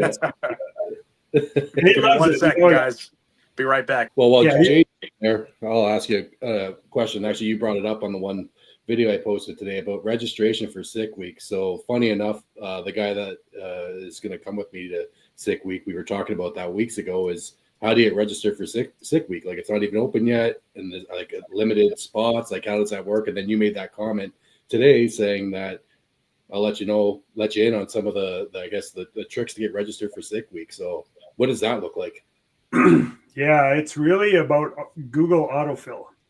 Like, get used to using it and have everything you can think of in there, your credit card number, your address, all that kind of stuff. And then it'll auto-populate so much of that form. And that's where people run into problems is they're in there, trying to get the numbers for their credit card in there, and it's getting so competitive now. If you're in there trying to punch those digits in there, you're good, just about good luck. Like you have to be on. It's like treeing everybody else. So, and a couple of tricks, like it wants your insurance, the name of your insurance company and your policy number. Well, you really don't need to put your policy number in there. You just need to put something in the box. Something there. And move on. It's not checking it. Like, so Google autofill is huge though, because it'll put your name, your address, your credit card number, like a bunch of that stuff without even having to punch it in. And that typically is the difference between making it in and not making it in. Okay, that's good to know. I won't put that part in the video. I don't know if I want to share that with everyone. I don't know. Yeah, that's a huge piece. Like in anything that looks like is a long number, you just get something in the box. Like they don't verify any of that stuff. You can give them your right insurance and all that bullshit when you actually register. So you just need something in the box and move on. You just can't have your things like address or your credit card wrong or that kind of stuff, because if it boots you out, or if it says, we've got an error on here, you have to go back and do it again. Everybody else will tree you. So it goes that quick, eh? Well, I think 6 Smokies that starts in Nashville. I think it sold out in less than a minute. Jeez. Damn. Yeah. And part of the reason I think is that a bunch of us that have done the events get early registration first. So then there only ends up with like 100 spots or something. I'm not sure about Sick Week, how many are left after like the top 100 get early registration, because they do it a couple of different ways. It's the top 100 fastest cars. And then I think also if you have the fastest average, the 100 fastest averages also get. So if those two aren't the same, which typically probably a bunch of them would be the same people. So yeah, it's a challenge. You got to be on your game. You got to be, as soon as that registration's open, you got to be going.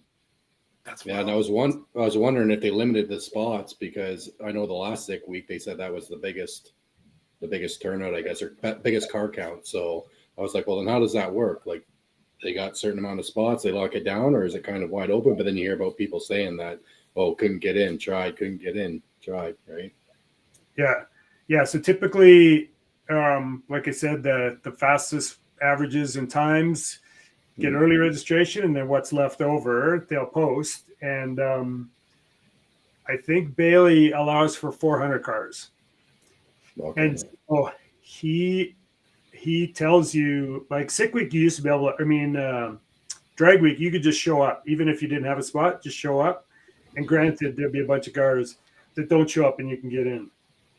Bailey tells you don't show up to his unless you're in, because he's really hoping 400 sign up and about 350 make it.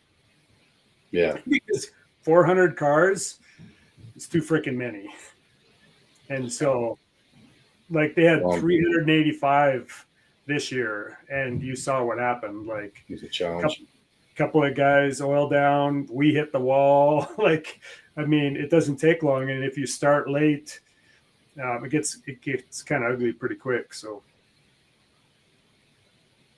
that's the only thing I feel with like a lot of the drag and drive stuff. It's kind of hard. I feel like it's to get into, because man, you already got guys sitting there like vultures ready to hit that registration as soon as it pops up, man. It's like you got to be really dedicated and ready to roll on it and like 100% committed, where you're like sitting there waiting for the countdown. I swear it's crazy when I see some of the sellout times. Like, man, I haven't seen concerts sell out that quick. And is it limited by class, or is it by class, or just overall? Overall. Yeah. Thought maybe you'd have a better chance being stick shift. Nope. Nope.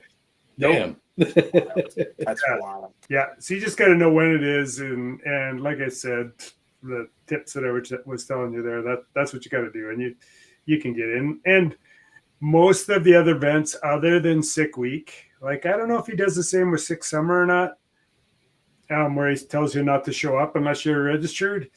But like Rocky Mountain Race Week, I'm sure Devon, Street and Yeet, I think all those ones, you can still show up, and if there's a spot, they'll take you in. And so, but he's pretty fussy about Sick Week because it is what feels like the premier event, just because it's, you know, the middle of winter and the prep is phenomenal. Like it's where cars are going to go the fastest. So yeah, everyone's kind of fighting to get in there, but well, that's because I even thought about doing the one up here because he's got the one that's going on in Michigan during like the Woodward Dream Cruise, which I've been to the Woodward Dream Cruise multiple times, which is a great event. And I think it's right around that same time. And I think they're kind of incorporating the Dream Cruise somehow into that week. Oh, yeah. They've got that, but it's just, Richard, like that week, second week of August, I think it is up here, like way too hot. Like I got zero interest in going out there and doing that and those kinds of temperatures, right? Like, are you doing Woodward this year? Bailey's doing a Sick event during that week. Okay, up there. Yeah, thanks. I didn't know what was the whole deal with all that. Yeah, I seen that on the website, but to me, it was just like I don't have much interest in racing that time of year. It's just way too hot. I'm too warm-blooded. I don't blame you. Yeah. I mean, you guys are in Canada. It's a lot colder than it is down here, so I maybe it'd feel like stress relief, especially that time of year. Rocky Mountain Race Week last year was down in Louisiana. Oh my God, it was freaking hot down there. Like we were just, you just dripping wet. Yeah, definitely doesn't sound as appeasing to me. That's for sure. Well, that's for sure. I would hate to be doing drag week with swamp ass. That sounds one itchy and very sticky. Taxi beads, man. You got to get some taxi beads. It helps. Oh yeah, get the air circulation. Yeah. Exactly. It keeps your ass off that sticky seat. Yeah. Everybody tells me, they're like, don't pull the AC out of your car, or no, they tell me to pull the AC out of my car. And it's all this much weight and this and that. You need to get nose weight off the car. I'm like, I still like to drive my car. I don't care if it turns into a 7-second car. I'm keeping AC in it.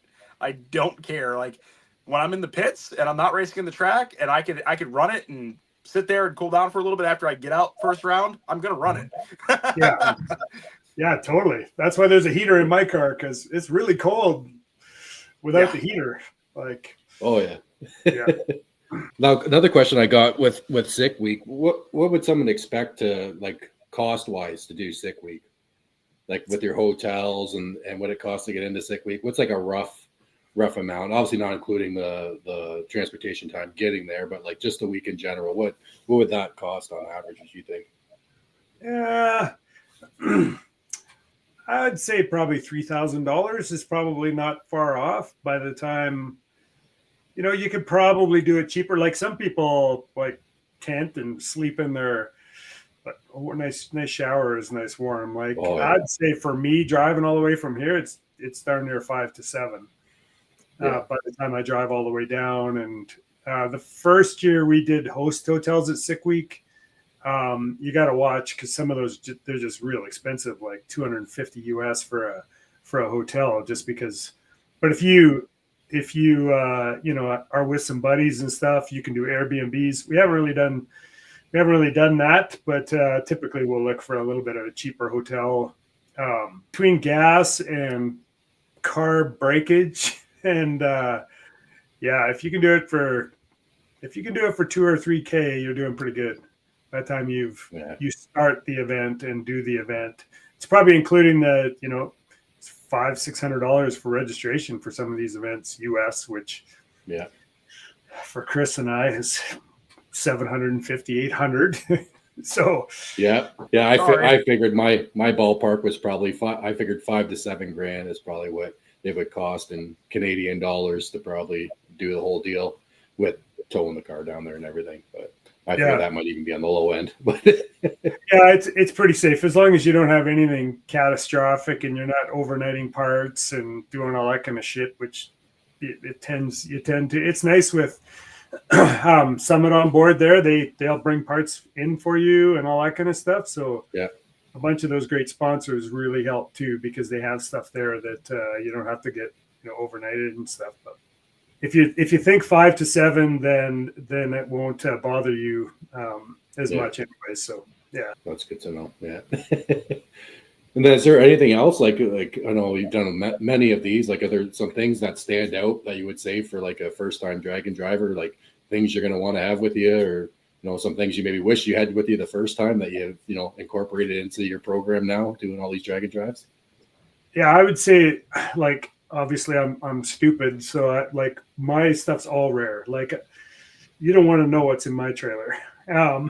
Like I literally have valve train stuff, lifters, because it's offset lifters, so they're not hydraulic, so they're solid. They're 904, so everything is pretty unique to my combination. But for you, you really want to look at what could I not get at an AutoZone that I might break. So axles or stuff like that it's not bad to have some wheel studs, even if you have a couple spares, because if you're taking your wheels on and off so much during the event that you really want to, you got to pay attention to that stuff. That my dad's never actually stripped any, but when you have somebody helping you who's not really familiar with your car, that stuff can happen too, right? Where they're, if you've got some really whizzy shocks on there, it's kind of nice to have a spare. I've sacked out a shock before because I left it too tight and drove on the road. But it's really it's the kind of the stuff that's unique to your car that you can't get, which is much different than a 65 Pontiac Power GTO and a SN95. So it's part of the reason that you just see so many, LS combinations, Mustangs at these Dragon Drive, is because the parts are readily available. So it can make you keep going, right? So that's what I would say. It's the rare stuff. So if knowing what you have for a clutch, if it's fresh when you go in there, then you're probably good if you have enough experience with your car to know driving it on the street and racing it for 5 days. If you have a good feel for what kind of wear and tear it is. U-joints are always good. Like I said, are you both are independent rear ends, or do you? No, straight out. Solid. 8/8. Yeah, solid. Oh, okay. That was one of the factors in buying this over the S550 is having that solid axle. Yeah. Didn't want to have to deal with independent. Yeah, I mean, belts. I always have spare belts, because if one goes in the middle of frickin' nowhere, you're kind of screwed. That someone's got to run and try to get you a belt and bring it back. So if they're cheap, it's easy to have with you. Tensioners, if there's something that fail on your guys' cars, I mean, I would have one of those. They're not that expensive, and can sure make your, save your bacon in a big hurry. Yeah, absolutely.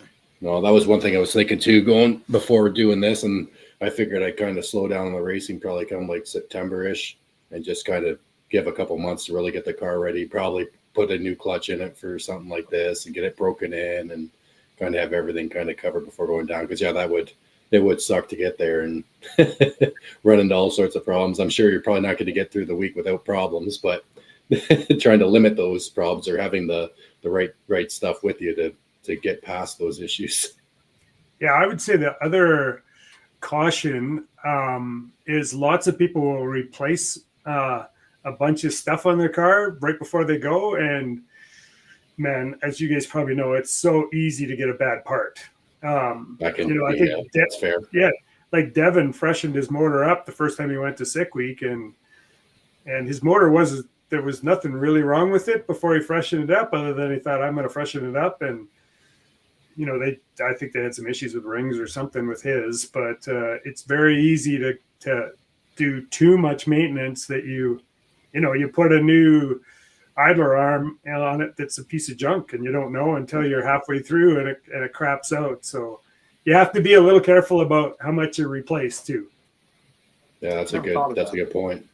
Actually, yeah, that's a really good point, because I've honestly never thought of that. I know there's a lot of faulty parts on the market nowadays, but that's actually a really good point, because you would think like, oh, okay, everything's fresh, everything's good to go, but you never think of how many of those parts are crap or not, and you put it on the car. And I've had it where I put brand new parts on and 45-minute drive, and all of a sudden I'm sitting here and trying to get the car towed home because something failed. Mm-hmm. Yeah, like I'm going to put a new pilot bearing in because, just because, but the other one's fine. It's like, no, don't do that. You might end up with a shitty bearing, and now you're finding out in the middle of nowhere. If it ain't broke, don't fix it. Yeah, there's a case to be made for that. Like when your car is working reliable and stuff. I mean, clutches are a little different, right? But you rip bearings, all that kind of stuff. You throw in some new stuff, and all of a sudden, you throw in a new throw-out bearing in it. Yeah, same thing. If that goes hand in hand, right? If you're changing the clutch, you're putting a pilot bearing and putting a throw in it. And like you said, you could end up with a whacked out one, right? Yeah. I mean, if you can tell that it's working good, then lots of times that stuff's good to leave alone. And I mean, I did that to myself at Rocky Mountain Race Week. I had this new clutch. Kale wanted me to try it. I wasn't familiar with it.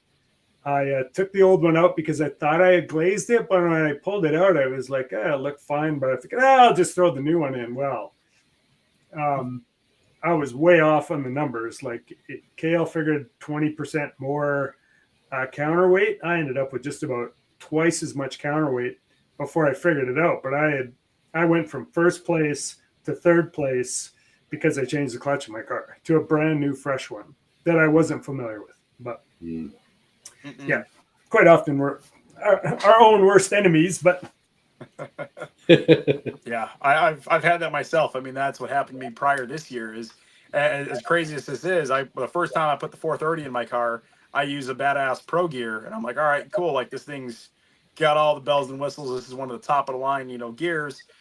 I shattered that thing on the street, and I was like, okay, no more Pro Gear. I go sit there and I put just the regular Motive HD 430 gear.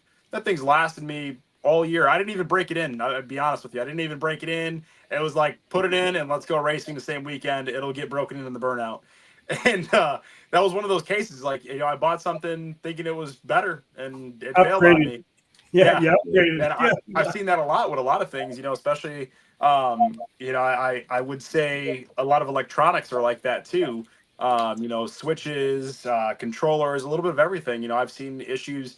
Electronics is so finicky because you have that COVID era where everything was kind of half-assed with all the chips and boards and everything like that, and you don't know how much of two steps, boost controllers, whatever that might have some of that in there that sneaks in there, and all of a sudden you got faulty parts. We're still dealing with a lot of that era of those parts that whether it was cheap metals, computer issues, like there's just so much of that still out there in the market that's saturated, and you never know what you're going to get nowadays. Yeah, you're bang on. And so carrying some of those spare parts with you rather than putting the spare part on just in case to put a fresh one on, you're better off just to carry it with you.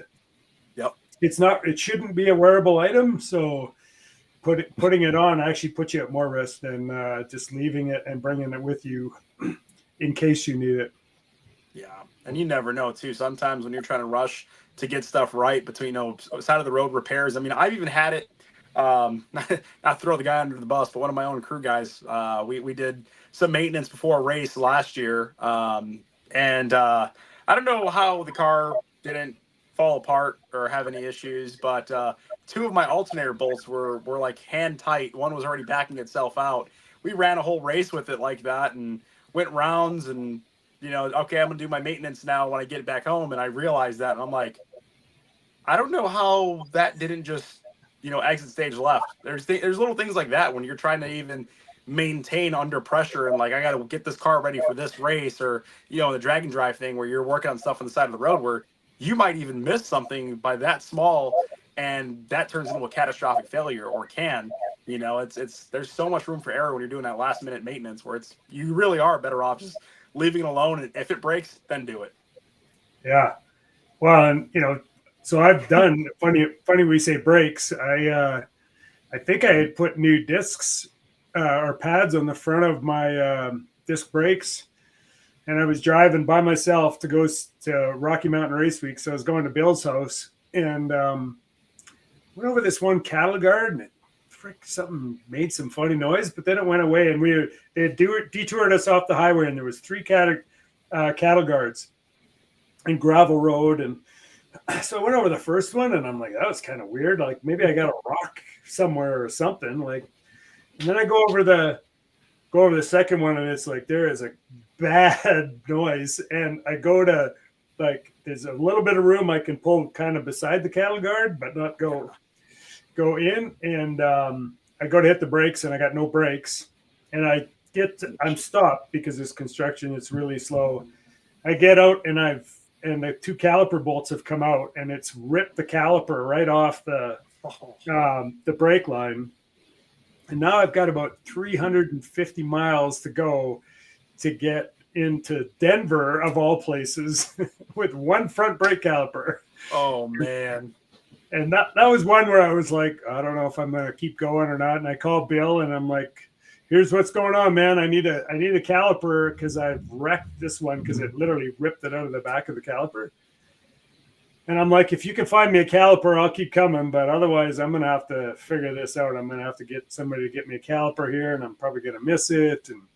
And he calls me back in like 10 minutes. He's like, I got a caliper. And I'm like, oh, shit.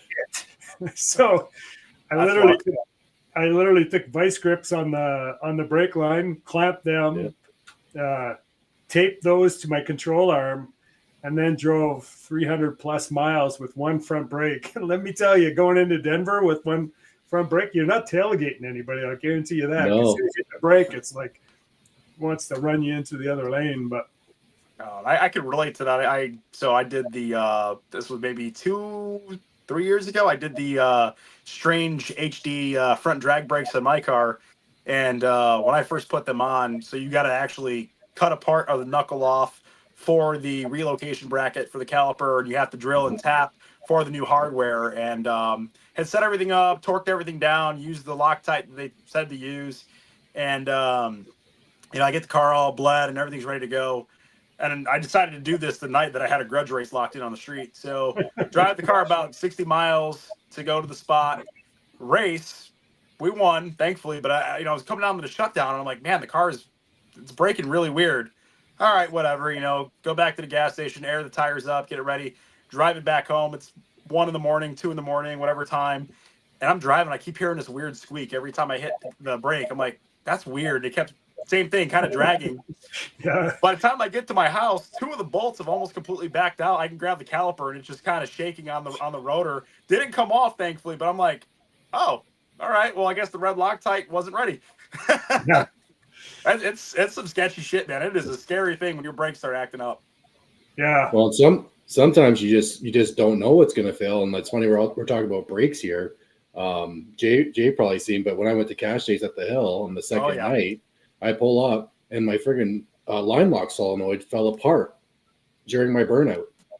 Like, you would never expect your line lock solenoid to literally fall apart before making a pass, right? And you're at the hill. Well, I'm definitely not sending it down this track with no brakes. Yeah. Not sending it down any track with no brakes, but it's like just never would, like, some things you just never would think would fail. Oh yeah. I'm more grateful. I'm grateful I had the opposite of yours. When I had a line lock on my car, I had mine lock up on me. Thankfully, I wasn't going anywhere. I was just driving the car around, like, I'm going to go to a cruise night, whatever. And I'm sitting here on the side of the road, and people are beeping at me, and I'm like, I can't leave the stoplight. My brakes are locked up in front. I'm like, I don't know. I can do a sweet burnout for you, but I'm like, I could do that, but that's all we're going to get. It's wild, the shit that I've had fall off my car and wore out of my car because I drive it so much, it make you, I've definitely put it, I think on 666, like, since I restored the car, I just turned 170,000 miles on it. Oh man. So it's got just some of the shit that I've wore out is just like, I mean, I put a new rad in it because that one started to leak around some of the welds and stuff. And I think it's just from years of abuse. I think it's probably been in there 20 years, but it's badass. It's again, it's the complete opposite of what you usually see guys driving 65 GTOs. You go to car shows, go to cruise nights. It's the guy that's like, yeah, I don't put more than like 400 miles on my car every year. And I wax it and I stare at it in the garage. And then there's you and you're like, yeah, I'm driving it 3,000 miles, racing the hell out of it, driving it home. It sees snow. It's like, man, what a complete opposite. Well, he definitely deserves the name, right? Canadian Chuck Norris, right? It's, hell yeah. Yeah, and like I said, it might not be the fastest drag and drive car, but it's definitely the baddest. You know, some events will say, "Oh, this is the baddest guy on the property," and I would say that you're the baddest guy on the property showing up to a drag and drive because no one's putting that kind of effort and work in to get there. In my opinion, the first time I went to Sick Week, I ran into well, I call him Tony, but his name's not Tony, but he's from New York, and he comes over and he just rips me a new one. He's like, "You motherfucker!" He says, you drive your car all the way down here running eights. You know how us 10-second guys feel when we trailer our cars here and run 10 seconds? We all look like assholes. He was hilarious. We were, yeah. That's sick. Yeah, I'm like, well, just New York guys are a different breed, man. Yeah. Get an overdrive in it and drive it everywhere. That's what I say. Yeah, I agree. I mean, even with 430s on the highway, 6 gear, I'm doing 80. Yeah, it's like 22 to 2,400 RPM on the highway, but it's not bad with 430s. I'm like, I'm enjoying it. Now, somebody else with 390s and a TH400, they ain't doing that. No.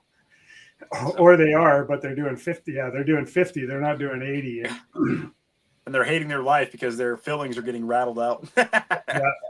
Especially when you're running two fuel systems on, Richard. Yeah. Running and so for the longest time I was draining fuel, and so I just had one fuel pump, one fuel tank, the stock fuel tank with I cut the hole out and put a big sump in it so that when you hit the brakes and turn corners, it didn't lose pressure. But I quit doing that, so now I have a 3 gallon fuel cell in the trunk. It has its own pump and so the pump gas one, I just run a little Walboro for the street. And that's pretty key too, because if you're running a big fuel pump in the street, like you're recycling all of that, it just turns it into a big heater. The fuel rails just heat the fuel up, and pretty soon you're fighting with issues. So I have a really small Walboro that I run in the street, and I could still, 3 or 4 pounds of boost when it's in street mode. It feeds just fine.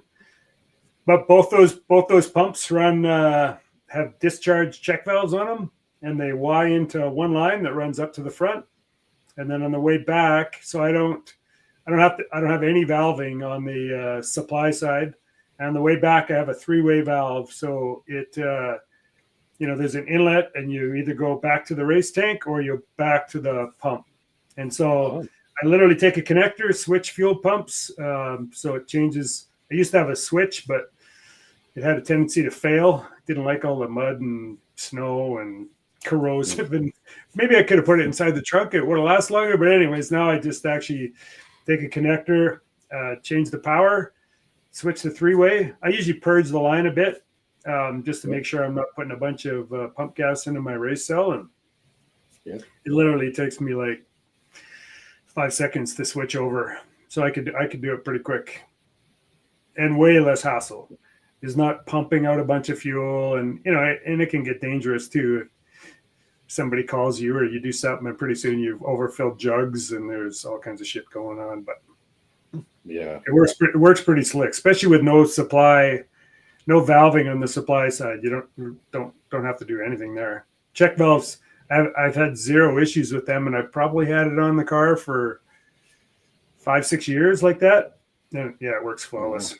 Yeah, that's nice with the pump gas, not having to worry, right? I know I've seen some people were having some issues finding some E85 on some of the YouTube videos from this past sick week, but at least with the pump 91 or 93 or whatever, you don't have to worry about not finding that.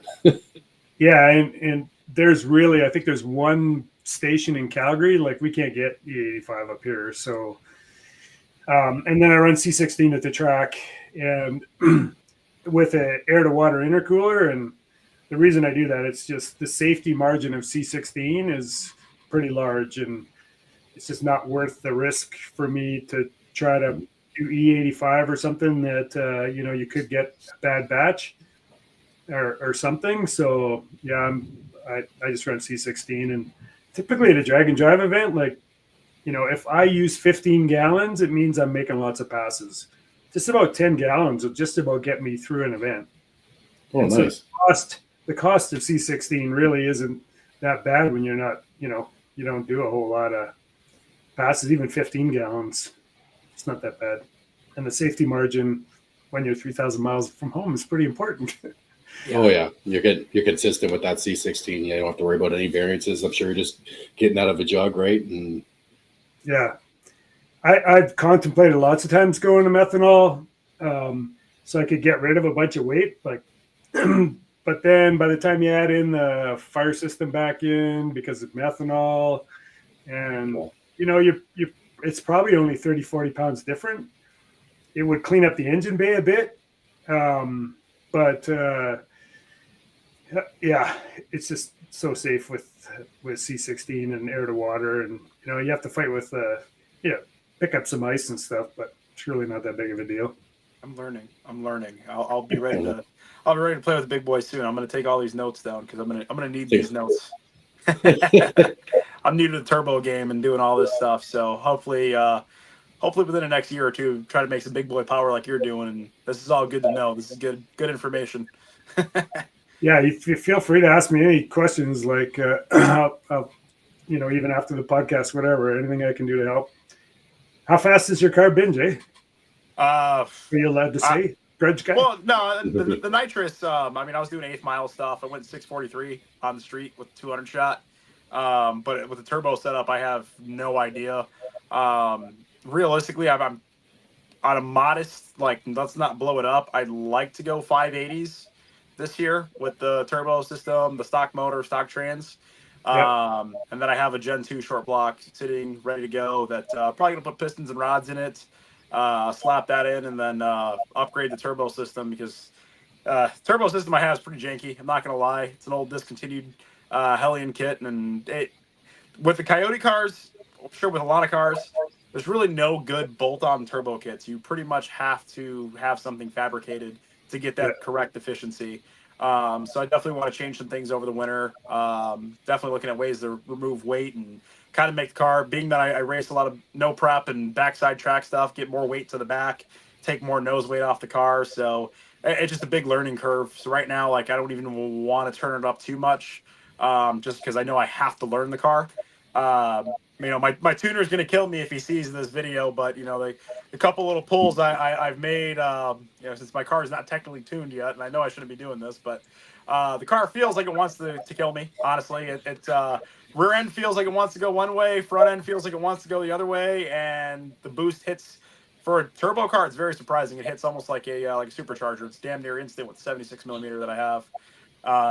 So there's going to be a huge learning curve, and I hate to get myself into trouble and wad the car up or do something stupid, trying to set the world on fire for no reason, So there's going to be a lot to learn, but yeah, 580s is definitely the goal for this year.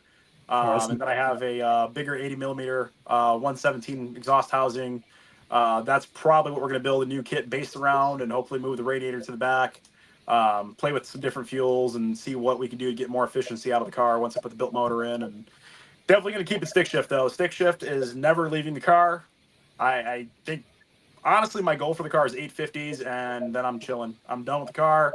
I can stare at it, I can enjoy it, detail it, and drive it, and hopefully not get too carried away. But I say that now until I get there.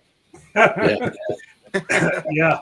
When I built my car originally, it had a TKO 600, a tri-power 498 Pontiac, so just about 500 cubes, and I think it went 12 at like 126 miles an hour or something.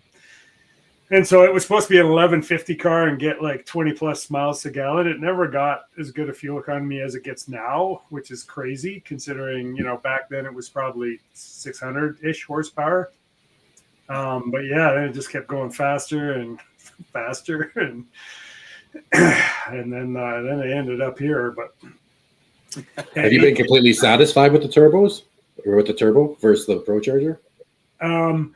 Well, there's a couple of issues. One of them, like I had the ProCharger on a stock block and it worked good. I won the stick shift shootout. I think it was like 2017. And when I got home, I thought, I'm going to turn this thing up a bit. And I was very much, it's pump gas deal. And the pump gas pretty much, I drove home and there was a cloud of white smoke behind me. And I had made a trough in the aluminum heads. And then my engine builder, who did all my work, he built this, it was 517 cubes, this aftermarket Pontiac motor for me to test. And so I didn't pay for it or nothing. I drove it to Sick Week the first time. And actually, so it went the other way. So that motor went in the car first. And then when I came back, he asked me if I wanted to buy it. And then I said, no, I want to boost it. And, there was some things about the motor that's in my car that are like, it's got very little space between the bores. And I was worried about head gaskets and that kind of stuff. So I went back to a factory block and a ProCharger and it was working good, but I would take the belt off for the long cruise. Cause it was so freaking noisy, like just obnoxiously. You could barely have your hood open with your head under it when it was running. The high pitched scream, because it was like 5.4 to 1 ratio. So at 1,000 RPM, that thing's spinning at 5,400 RPM. Like it's just loud. And those ProChargers, the gears in those things it's just rude. Yeah. And so when I blew up that one, and then I got this motor back from him, and I put the ProCharger on it, and it just couldn't keep up. Like it wouldn't make enough boost for how big the motor was. So then I built my own turbo kit and took the headers that basically were on the car and turned them around, faced them forward and chopped them off, and then just started fabricating and made the turbo kit. And the interesting part about that whole story is that when it was tri-power, when it was when it had the ProCharger on it, it was never really happy cruising below 2,200 RPM. And then I put this turbo on. Great big turbo, 94 mil. It's a 94 120. And that thing, you can cruise at 1,300 RPM. It's happy as pie. It's the craziest thing. I don't know if it's just the back pressure from the turbo, but like it is, 1,500's no problem, 1,700, and it just gets good gas mileage. It just lumps along. It's not hot.